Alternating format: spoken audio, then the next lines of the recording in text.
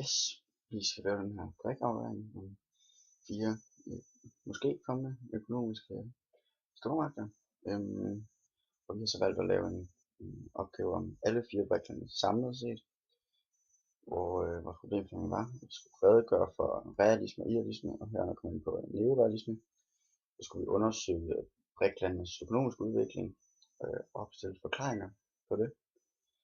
Og til sidst så skulle vi diskutere BRIC-landenes udviklingsbetydning på verdensordenen i international politik. Ja, vi starter med idealismen. Den er kendetegnet ved at have 3 liberale grundforestillinger. Det er så troen på fremskridtet, troen på fornuften hos den enkelte, og så er det troen på demokrati som den vigtigste grundpille i samfundet. Hos idealisme er der tale om, at verdens tilstand gennemgår en udvikling hele tiden mod en fredelig verdensorden. Vi starter i ren anarki, for så går i regimedannelse, kollektiv sikkerhed, og så sådan et slags sikkerhedsfællesskab, hvor man hjælper hinanden. I takt med at landenes, staternes fornuft, oplysning og demokrati og interdependens, som er begrebet niveauer inden for idealisme, stiger, vil denne udvikling så finde sted. Dermed kan man sige, at der er tale om en lineær udvikling, hvor man hele tiden vil bevæge sig mod en mere fredelig verden. Det er staternes fornuft, der gør dem villige til at lære af tidligere fejl, og dermed sikre fremskridt. Idealisten, han eller hun mener, at staterne på sigt vil frelægge sig en høj grad af suverænitet til overstatslige instanser, som for eksempel FN eller EU, eller sådan en instans, der ligesom samler flere lande. Blandt andet fordi, at vi ser en stigende interdependens, som er, at landene de ligesom er afhængige af hinanden. De derfor vil bekæmpe for nogle interesser, der er ens for alle. Den her interdependens, den gør så, at stater de er mindre tilbøjelige til at gå i krig med hinanden, fordi de ligesom er økonomisk afhængige af hinanden og handler med hinanden, og derfor har brug for hinanden. For idealismen er demokratiet noget ret centralt. Man har den her idé om, at 2 demokratier aldrig har været i krig med hinanden, og derfor siger man, at hvis man kunne udbrede demokratiet, så vil vi få en mere fredelig verden.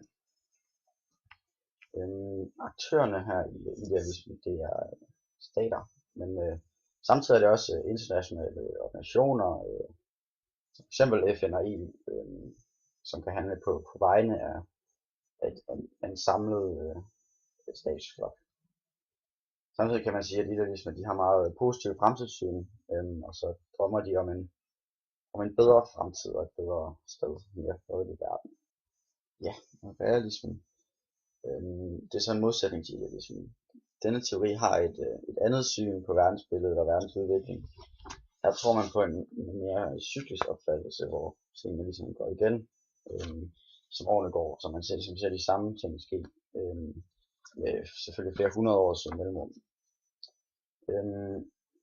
Realisterne de har et mere pessimistisk syn på verdensbilledet, i modsætning til idealismen, der tror på en generel fremgang.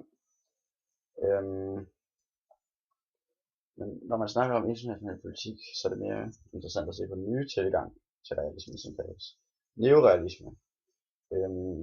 Neorealismen den er lidt mindre normativ i sin tilgang til studiet af internationale relationer.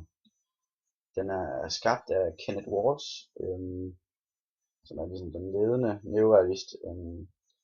Han forsøger at beskrive staters handlinger ud fra den internationale struktur. Det normative element det forsvinder netop heraf, fordi stater de handler på en bestemt måde, fordi strukturen i national politik nødvendiggør disse handlinger.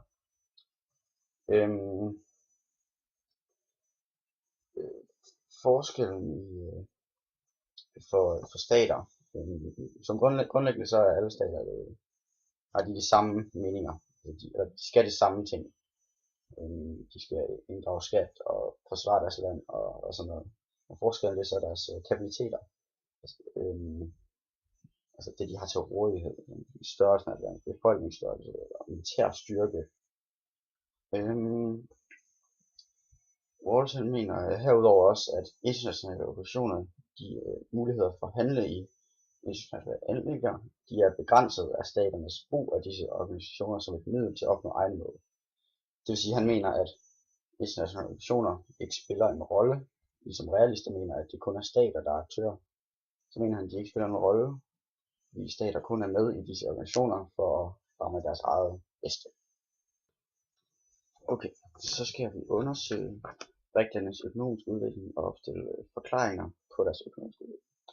For at undersøge dette, så vælger vi at se på BRIC-landene hver for sig. Vi starter med Brasilien, som er det første bogstav i BRIC. De har gennem det sidste årti haft en økonomisk vækst, der er både stigende og faldende. Men i gennemsnit har den været på ca. 3,5%. I 2010, i et par år lige omkring krisen der toppede væksten med 7,5%. Og grunden til den her relativt høje vækst i forhold til deres gennemsnit, det var en uventet stor industriproduktion, som medførte nogle indtægter, som man ikke lige havde regnet med. Udover det her, så kan man sige, at Brasilien de oplever en meget høj vækst i privatforbrug, hvilket skyldes en større middelklasse, som skal bruge flere penge. Der er en høj vækst i reallønninger, som også er med til at forstærke den her tendens med, at folk får flere penge.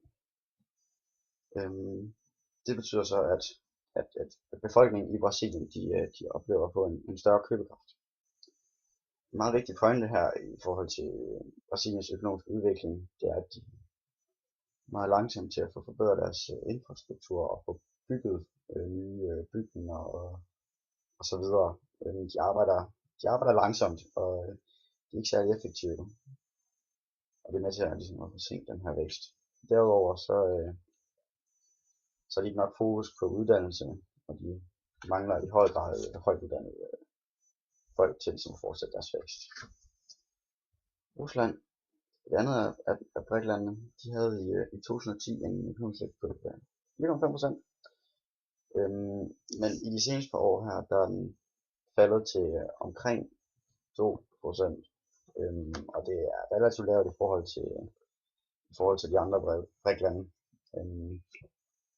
Meget af den russiske vækst, det er baseret på energiressourcer, naturressourcer som olie og gas, som er stort set af hele deres eksport.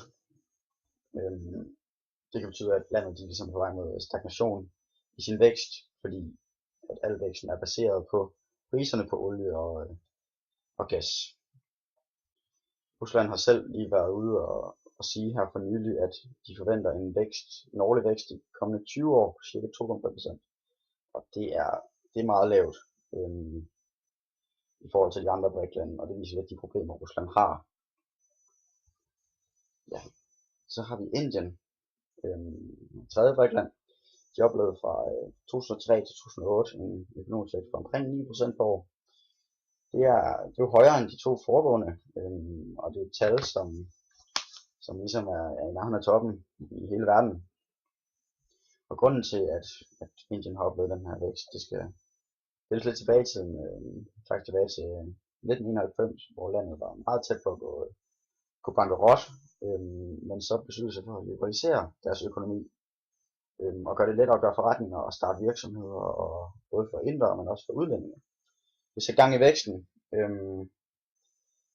og det er et lidt mærkeligt land, fordi det ligesom er sprunget over industrialiseringen, og så gået direkte over til at fokusere på service og IT, hvor det faktisk er et af verdens allerstørste og mest vigtige lande. Ja, der er rigtig mange, der begynder at investere i Indien, fordi de ser det her som et kommende vækstland. Sidst har vi Kina, som snart igennem 30 år har haft en økonomisk vækst på omkring 10%, nogle år højere, nogle år lidt lavere, men omkring 10% årligt. Det er en meget høj vækst, og det er også klart størst i hele verden over de sidste 30 år. Og den her vækst, den skyldes Deng Xiaopings økonomiske reformer i 1970, da han kom til magten. Hans tiltag sørgede ligesom for, at Kina åbnede op for udlandet, så de både kunne sælge ting til udlandet, og andre kunne investere i dem. Og det betyder også, at Kina modtog teknologi fra andre lande, og der vil udvikle sig hurtigt. Og det er ret afgørende for deres eksplosive økonomiske vækst. Yes. Ja. Så skal vi diskutere diskussionen her. Der er som sagt 2 hovedteorier inden for international politik, idealisme og realisme. Til at diskutere det her spørgsmål, så er det dog relevant at inddrage neorealismen, som vi også redegør for. Fordi neorealismen beskæftiger sig med strukturen i verdenssamfundet.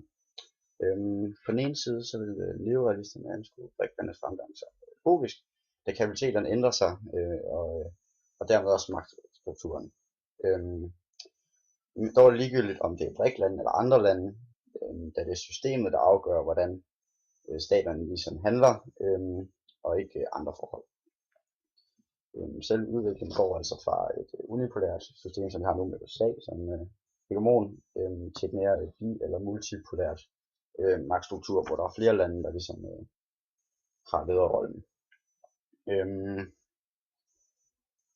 Ja, modsat så vil idealisten påpege, at magtstrukturen ingen virkning har på staternes agering, da der er mange andre forhold, der afgør det her. Og stater så ikke altid handler rationelt.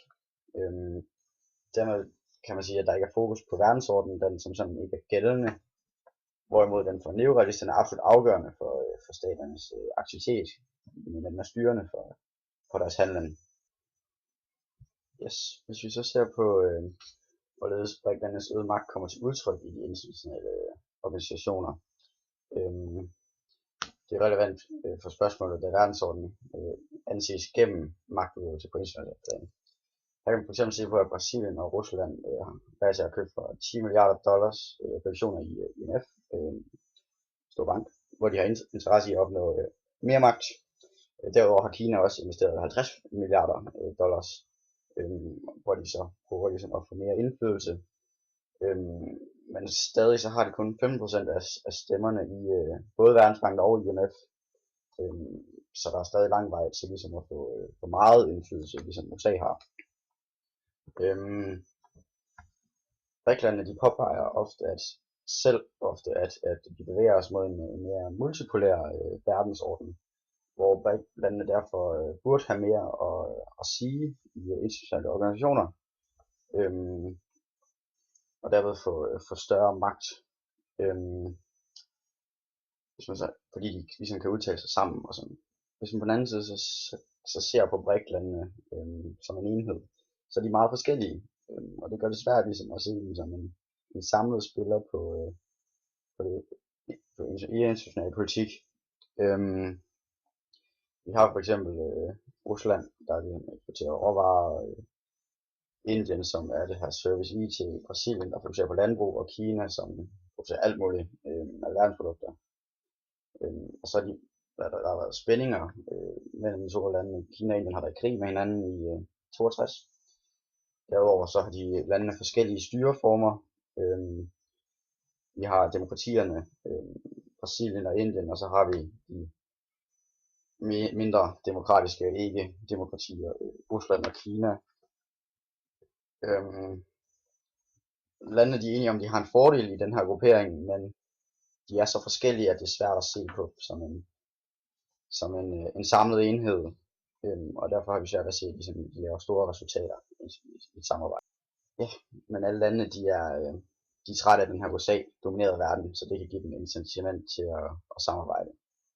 Opsummeret kan det siges, at BRIC-landenes udvikling betyder, at verdensordenen bevæger sig mere mod en multipolær struktur, hvilket ifølge neorealismen bør have stor betydning for statens agering. På den anden side påpeger idealisterne, at magtstrukturen ikke er afgørende, og derfor irrelevant. Ligeledes så kan man sige, at BRIC-landene de prøver at få en større indflydelse i de store internationale organisationer, men så er de samtidig en noget rodet forsamling, og mange forskellige fremgangsmåder og forskellige mål. De har dog alle fordele af samarbejdet, så derfor samarbejder de.